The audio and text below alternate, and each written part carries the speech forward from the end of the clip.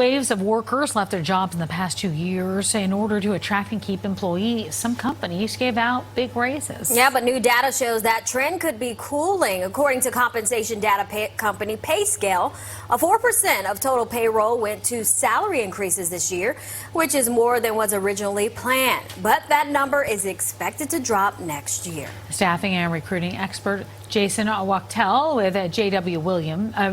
Michaels is here to explain how job seekers and current employees can negotiate a fair salary bump. Nice to have you with us. Thanks for having me. So let me ask you, first of all, why are some of the companies pulling back on the pay raises like this? Well, I think what we saw when we came out of COVID, or we started with COVID, employers were doing whatever they could to keep talent. And talent was in such demand. Unemployment was at the lowest level, I think, ever. So in order to keep talent or obtain talent, people had to pay through the roof. But they were okay doing so because revenues and profits were at an all-time high.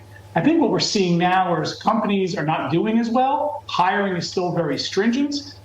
Firms have to grow. So there's not as much money to go around in order to pay for the raises what people are accustomed to the last few years. Okay, with all those things considered, Jason, do job hunters still have a bargaining power when it comes to negotiating some type of salary? So absolutely. I mean, it's still a very good job market, especially if you're skilled labor. There's a lot of firms that are still hiring. But what you have to do is, if your company's not doing well and they're having tough times financially, it's going to be pretty tough to get the raise that you may want. So I think what you have to do is you have to research, you have to know what your company, how well they're doing, and then you go in for that raise. But it's still a very employee-driven market. You just have to pick your spaces on when you should ask for that raise. So I know you have some tips to negotiate a pay raise. First of all, you say that research is important. How do you go about doing that? Well, there's plenty of sites, Monster, Indeed, for example, LinkedIn, where you can see advertisement for jobs that are paying X amount of dollars. So if you see a job that is very similar to what you're doing, it's pretty easy to say, okay, I'm doing the same job at a similar type of company. They're advertising in the salary range. I'm on that low-level salary range. Therefore, I know the market is paying more than I'm making. So therefore, when you come in to meet your boss at the year end, your year-end review, you could have some information that shows that you are underpaid based upon real data that you're able to get from these job sites. So, Jason, how do you know when is the right time to ask, though?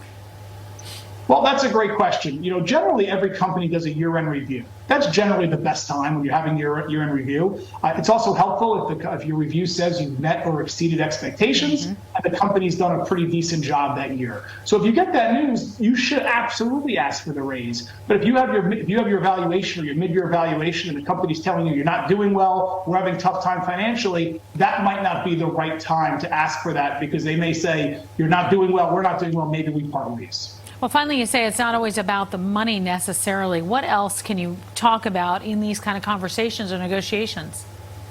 Well, there's a lot of new things that happened since COVID. We used to all work in the office 5 days a week. And I think we all know most jobs were able to function very well during COVID. So, for example, raise is important. Some people don't want to come to the city on a Friday. They don't want to come to the city on Monday. So comp's important, hybrid schedule. Asking at J.W. Michaels, we allow people to work remotely 2 weeks out of the year. So there's a lot of benefits employees can ask for, and employers need to do this as well, because if they don't offer these benefits, then these employees are going to go somewhere else where those other firms are offering that type of benefit and work flexibility. All right. Well, Jason, thank you so much for joining us today. Thank you for having me.